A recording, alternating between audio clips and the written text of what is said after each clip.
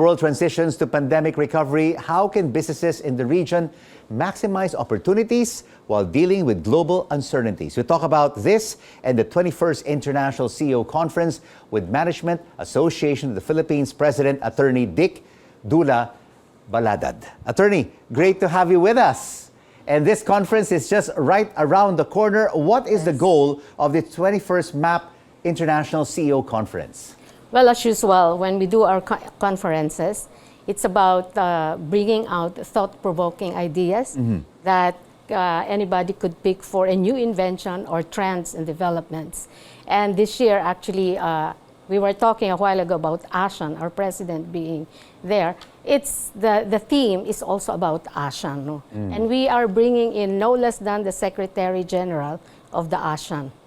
So we are bringing in all international speakers from morning to afternoon. All right, apart from the ASEAN Secretary General, who are the other key business leaders from around the region that will be coming here to the Philippines? Okay, we are bringing in our counterparts, the Management Association, the presidents of the Management Association of different countries in the ASEAN. We are bringing in the Singapore International Chamber of Commerce. We are bringing in the the Thailand Management Organization, and I think Malaysia and Thailand.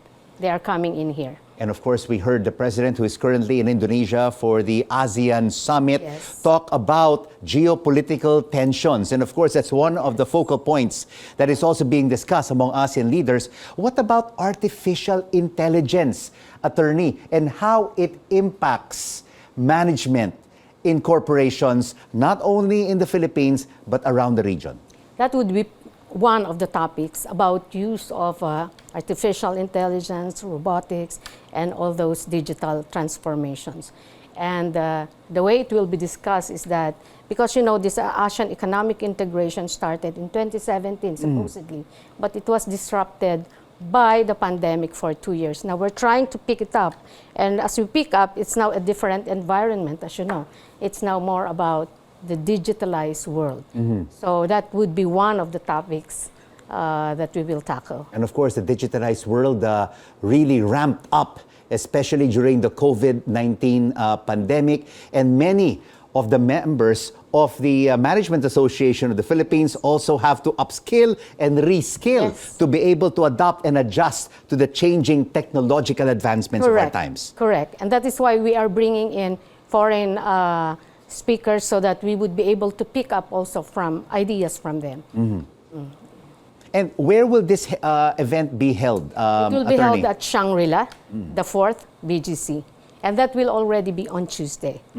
And this is coming Tuesday, indeed a very critical time for our economy. We've seen inflation rising yet again to 5.3% from 4.7%, interest rates remaining at 6.25%, and our economic growth has basically fallen from 6.4% in the first quarter to 4.3% in the second quarter. How are companies from the Management Association of the Philippines trying to adjust to the ever-changing economic dynamics? I think the changes happened in a very short period of time, Rico, and I think they are now on a watch and see. You know, no major decisions so far that I've heard, but they are already on the watch on what will happen next. But how is the Management Association of the Philippines? I mean, its former president is Mr. Fred Pascual, who is Fred Pascual, who is currently the Department of Trade and Industry Secretary. How is the MAP helping in nation building and the thrust of President Marcos in more collaboration between the private and the public sector? Thank you for asking that. I really thank you for asking that. Because if you look at our flagship projects, these are mostly for, or all of them are for nation building. And we're not talking of the day-to-day issues. We're talking about the base, yung talagang the real cause of why we are stagnating or why we are not moving as fast as our region. And I can mention to you 3 things. One would be child stunting. There is a big campaign now from MAP on child stunting and malnutrition, because we know that we have to protect our kids. We know that we have to protect our future labor force, because human capital is by far the number one most valuable asset of this country, and which is the number one asset that would push for national development. Our second is about the low level of education and the employability of our graduates.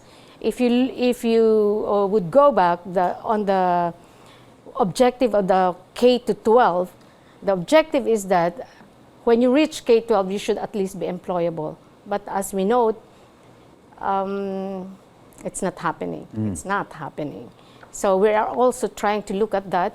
And apart from child stunting and education, what is the third pillar? The third is on investment, which is we're trying to develop an investment ecosystem. We're trying to lure in big investors to come in, but when they come in, we want that there is a ready environment, ready to accept them, ready to support them. So we're trying to look at the support system, and we're trying to link in as much as possible our MSMEs to the ecosystem of big investors that should come. But Attorney, this cannot be done overnight.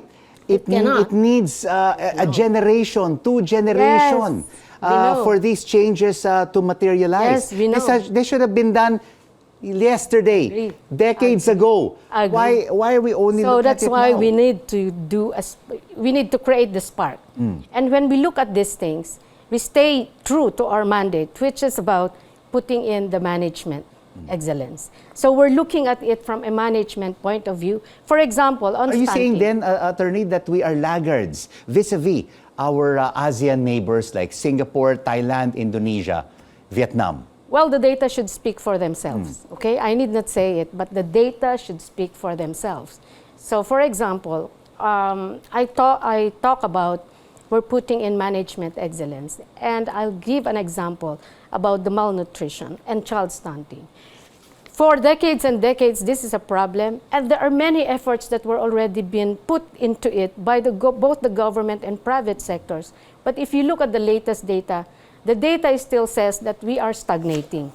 So we're trying to look at why. Maybe because they're working in silos, or maybe because they are not connected with each other, the efforts are not connected to each other. So that is where we are coming from. Well, a lot of commitment from the Management Association of the Philippines, and all the best on your upcoming conference next week. I know. Attorney Benedicta Dick Du-Baladad, President of the Management Association of the Philippines, thank you so much for joining us. Thank you.